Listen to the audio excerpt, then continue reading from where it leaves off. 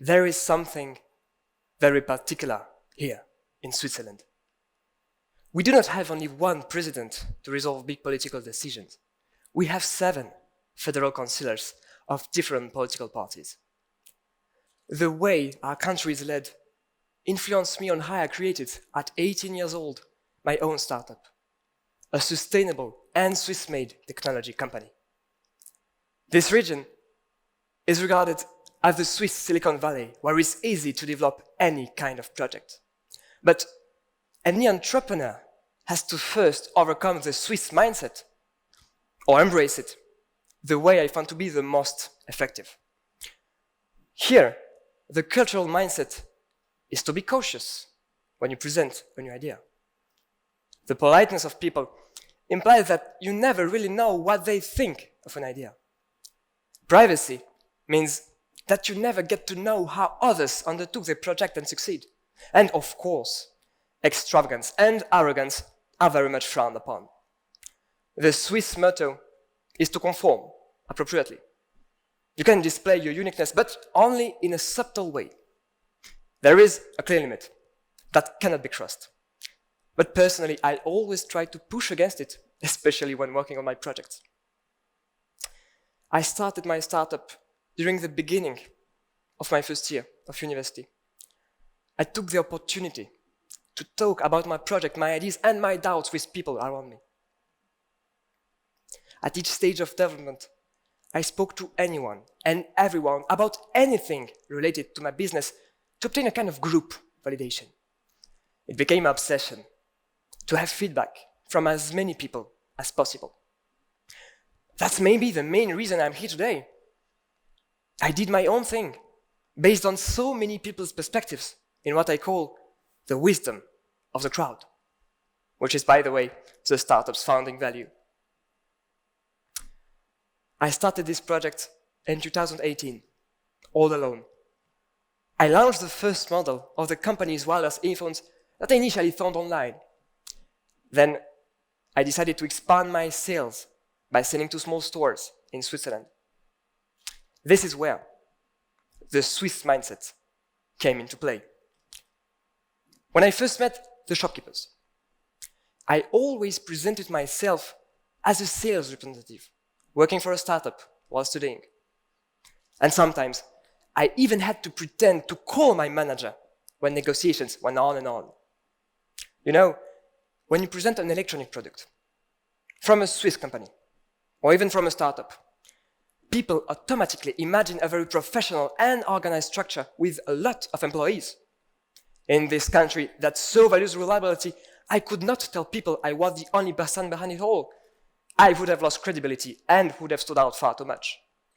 It is these very Swiss expectations that inspire the way I developed the company. To deal with the Swiss cautiousness and to appear as a strong company, I had to transform my one-man business into a proper company. So, if you looked at my past email signatures, I was the salesman, webmaster, logistician, technician, designer, community manager, deliveryman, supplier, negotiator, and so on. This is how, from the outside, I included an important Swiss mindset. Quite early on, I found that I needed assistance and started hiring people. From the outset, I fully included each person in the decision-making process, which gave group wisdom and proved to motivate everyone. One of my first steps was to create a board where I could not take any decision without the agreement of the other members. Why?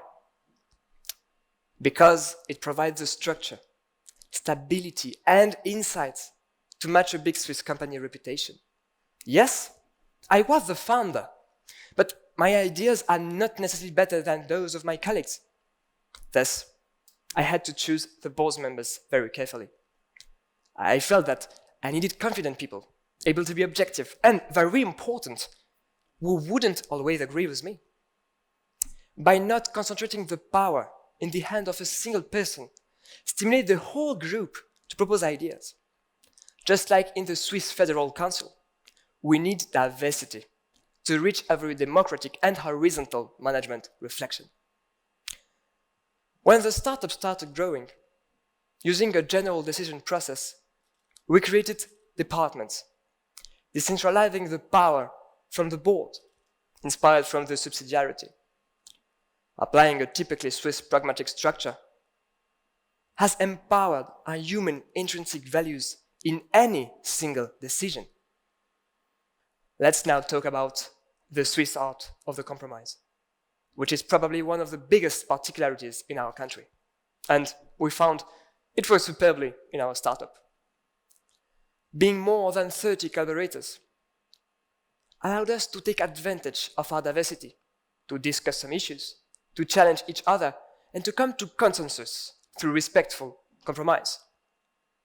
Just like the voting system in our country, we function on fact-based management, regardless of people's status, and so for our collective benefit.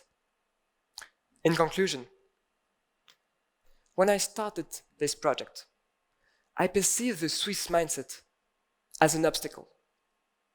But by embracing, adopting, and adapting it to suit me and the business, I simply discovered the richness of our national mindset. Having ideas accepted by everyone was fundamental for me. And by involving all my team equally and effectively, allowed us to evolve from strength to strength altogether. The diversity of all our points of view became a necessary feature in the decision-making. Coupled with the lack of hierarchy, allowed the process to be followed, pragmatic, exhaustive and wise, and above all, to empower us all to innovate and create for a better future. So why not, ladies and gentlemen, perceive any obstacle as an opportunity, a key to your success. Thank you very much.